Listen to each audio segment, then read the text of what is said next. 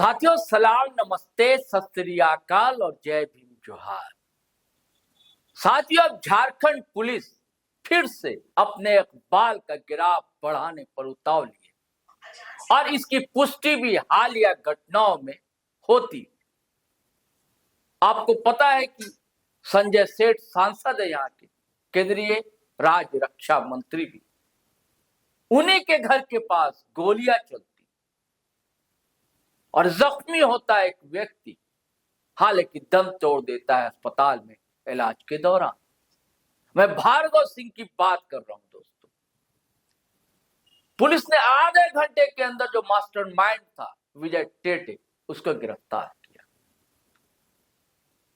और उसके बाद जो शूटर था उसे भी इनकाउंटर किया। जान नहीं ली, पैर में गोलियां लगी। अब पूरा खुलासा किया पुलिस अधिकारियों ने सामने आकर मीडिया के सामने। सारी बातें मैं बताऊंगा और पुलिस की जबान बताऊंगा। लेकिन ये कहानी उस शूटर की जिसकी उम्र महज 19 साल थी और वो कैसे अपराध की दुनिया में कदम धर देता है। पहली बार उस पर हमला होता है,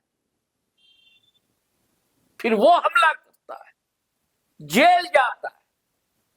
आपको याद होगा एक पार्षद थे ध्रुवा की तरफ के वेद प्रकाश, उनकी भी जान लेने में इसने ऊर्जा लगाई थी, कह लीजिए गोलियां चलाई। अब बहुत शौक है उसे बड़ी बड़ी गाड़ियों का, घूमने का, टहलने का। उसका सबसे पहले नाम 2014 में डोरंडा हत्याकांड में आया। जेल से जमानत पर बाहर आने के बाद उसने फिर एक हत्या कर दी। हालांकि पुलिस ने उसे तेजी से कार्रवाई करते हुए 24 घंटे के भीतर पकड़ लिया था। मैं सत्यम पाठक की बात कर रहा हूं दोस्तों। उसे महंगी गाड़ियों का शौक है, उसके पास कई बाइक है, कारें, ये सभी उसने अवैध कमाई से ही तो खरीदी। वो अपने सोशल अकाउंट पर इसका प्रदर्शन भी करता रहता था। लेकिन अब पुलिस उसके सारे जायदाद, उसके गाड़ियां, सबकी जांच कर रही है ताकि जब्त किया जा सके। मैं अब चाहता हूं दोस्तों कि पुलिस अधिकारियों ने और कैसे खुलासा किया, कैसे बताया कि सारी घटनाक्रम, कैसे बताया कि कैसे ये सारा रचा गया था, ये कारनामा, और कैसे पुलिस ने धर दबोचा इन मुजरिमों को, और भी इसकी परतें खुलनी बाकी। चलिए सुनते हैं पुलिस के आला अधिकारियों ने कहा क्या। पुलिस को सूचना प्राप्त हुई थी कि मेन रातू रोड पर भार्गव सिंह है, जिनकी उम्र 28 वर्ष है, उनकी पीठ पर गोली मारकर एक व्यक्ति भाग गया है।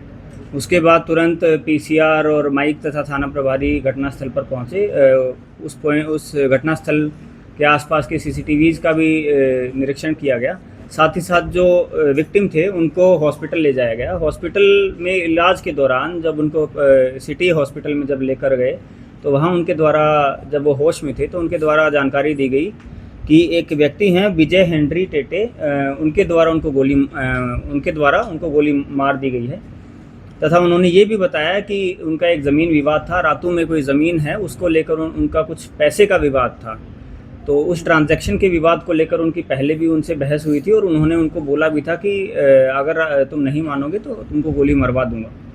तो उसी के पश्चात उनको टर्शियरी ट्रीटमेंट के लिए फिर यहाँ से पारस हॉस्पिटल में रेफ़र कर दिया गया, जहाँ इलाज के क्रम में उनकी मृत्यु हो गई।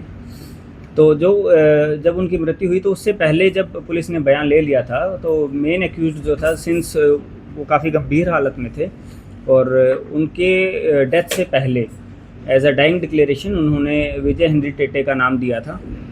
और उसके आधार पर जो विजय हेनरी टेटे को जो है ट्रैक किया गया, उसके विरुद्ध पुलिस के द्वारा छापेमारी की गई और छापेमारी के क्रम में उनको कल दिन में ही पुलिस के द्वारा गिरफ्तार कर लिया गया था।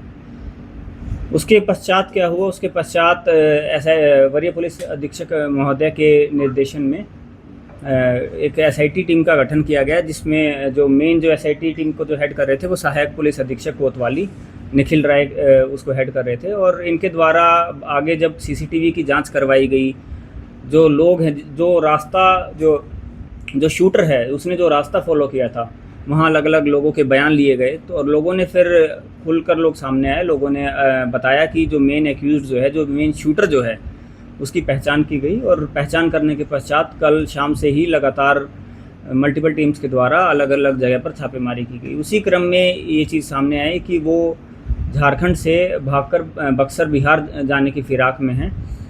और उनको कल आज अर्ली मॉर्निंग नेवरी गोल चक्कर के पास जो बस स्टैंड है वहाँ से उनको डिटेन किया गया, उनको फिर वहाँ से अरेस्ट किया गया। तो उसमें 2-3 महत्वपूर्ण जो इन्फॉर्मेशन हमारे सामने आई है कि जब उन्होंने इस घटना को, इस वारदात को जब उन्होंने अंजाम दिया, उसके बाद वो भागे थे ओटीसी ग्राउंड होते हुए, उस डैम की तरफ वाला जो रास्ता जाता है वहाँ पर वो भागे थे। उसी रास्ते में जब सीसीटीवी चेक करवाए गए पुलिस के द्वारा, तो ये देखा गया कि कुछ लोगों ने उनको रोकने का भी प्रयास किया था। हालांकि हथियार के डर से उन्होंने डेटर कर दिया कि आप अगर हमें रोकेंगे, अगर आप मुझे रोकेंगे तो मैं आपको गोली मार दूंगा। उसके पश्चात आगे जब सीसीटीवी देखा गया तो उसमें ये भी चीज़ सामने आई कि जो एक्यूज है, जो शूटर है, उसने अपना गेटअप जो है वो चेंज कर लिया था। जो ऊपर वाला जो कपड़ा पहना हुआ था वो उतार लिया था, हालांकि उसने फिर भी मास्क और कैप लगा रखी थी। इन सारी चीज़ों की जो इन्फॉर्मेशन है उसके आधार पर जब वो पकड़ा गया तो उसके पोजीशन से एक बैग मिला, जो सेम बैग वो कैरी कर रहा था घटना जब कारित करने के लिए आए थे। तो उस टाइम भी जो एक्यूज्ड है उसने, शूटर ने बैग टांगा हुआ था और वो बैग जो है पुलिस के द्वारा रिकवर किया गया है। उसी बैग में जो कपड़े उसने पहने हुए थे, वही कपड़े वो अपना उसी बैग में पैक करके और भागने की फिराक में था। और साथ ही साथ उसके द्वारा ये बताया गया कि मैं बक्सर जाने की तैयारी में था और उसको वहाँ तथा उसने ये बताया कि घटना को कारित करने के पश्चात उसने कांके डैम की तरफ जो रास्ता जाता है, कांके डैम के करीब लगभग 20-30 मीटर दूर एक जगह पर उसने जो है हथियार और जो बाकी चीज़ें हैं वो छुपा दी थी। फिर मॉर्निंग में अराउंड 7 उसके कन्फेशन के आधार पर कांके डैम के पास लेकर जाया गया। वहाँ से जो एक पिस्टल जो आपने देखी और एक जो देसी कट्टा, साथ ही जिंदा कारतूस 8 गोली और 1 खोखा उसी स्थल से जब्त किया गया। जब्त करने के पश्चात जब फर्दर उससे पूछताछ करने की और आगे लेके जाने की जब उसको तैयारी हुई तो उसे लगा कि वो भाग सकता है और उसने फोर्सफुली हमारे जो एएसआई हैं उनकी पिस्टल छीनने का प्रयास किया, पिस्टल छीनी और उसके बाद वो भागने लगा। भागने के क्रम में उनको रोका गया। रोकने के लिए उनको जब बोला गया तो उन्होंने 2 राउंड जो है फायर भी किए पुलिस के ऊपर। पुलिस की जो टीम है उसमें जवाबी कार्रवाई में पुलिस के द्वारा भी टोटल 5 राउंड फायर किए गए और उसमें जो है उनको पैर में जो है इंजरी हुई है, बुलेट शॉट इंजरी। जो शूटर है उनको बुलेट शॉट इंजरीज हुई हैं 2 जगह। और उसके बाद टर्शियरी ट्रीटमेंट के लिए और बेहतर इलाज के लिए उनको वहाँ से एम्बुलेंस बुलाकर रिम्स में रेफ़र कर दिया गया है और वो खतरे से बाहर हैं। बैकग्राउंड सर क्या था शूटर का? जो ये शूटर है, आप इनका नाम है सत्यम पाठक।